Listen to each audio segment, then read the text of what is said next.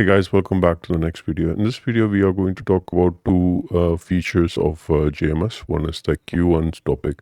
Queues is basically a point-to-point communication. Here, the sender knows the receiver. When a sender sends out a message, he knows who he is sending it to. It has a guaranteed delivery. Queue maintains a persistent store where it stores the messages until the delivery is successful. That's what we have seen over here. So the messages been hold until the messages are successfully delivered.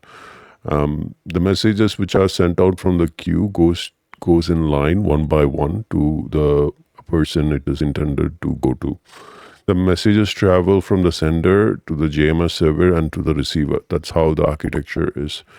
There is no time frame for these messages which is stored in the JMS server, as these messages would who it is sent to or receives that message or downloads the message. Until then, it will be stored in the persistent store of your JMS server which it is connected to.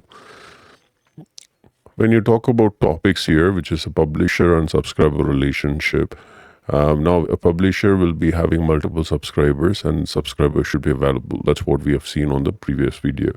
A publisher publishes a message or broadcasts a message where the message is broadcasted in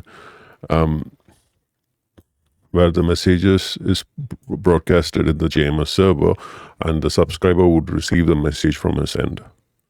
A publisher is a person who creates a message and put them on the JMS server where he doesn't know or he has no idea about the subscriber, or he doesn't have any idea about the subscriber information, which means there is no relationship between publisher and the subscriber.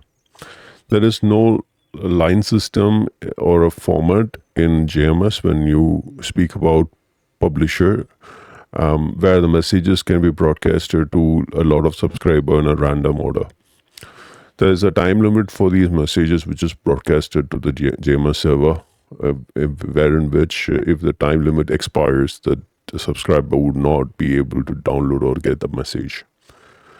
So these are some of the items which you want to cover over here on this video. So I hope that it was helpful for you. In the next video, we will see more features of JMS.